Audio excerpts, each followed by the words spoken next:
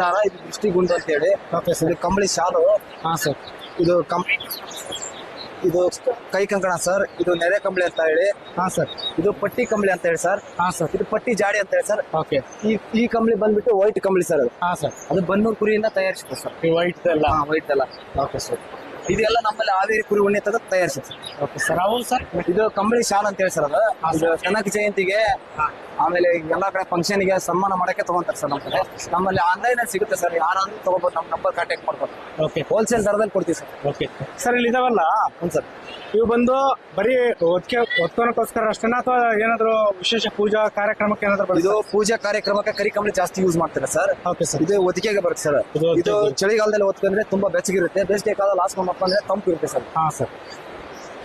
Sir ಈಗ ನಿಮ್ಮೊಂದು phone number ಕೊಡ್ತೀರಾ ಸರ್? ಸರ್ ನಮ್ಮ ಫೋನ್ ನಂಬರ್ ಸರ್, ಯಾರಿಗಾರ ಬೇಕಾದ್ರೆ ಖುಷಿ ದೇವು ಯೂಟ್ಯೂಬ್ ಚಾನಲ್ ಕಡಿಮೆ ಮಾಡ್ಕೊಡ್ತೀವಿ ಸರ್. ಹಾಂ ಸರ್. ಇದು ನಮ್ಮ ಫೋನ್ ನಂಬರ್ ಸರ್. ಹಾಂ. 7996424094.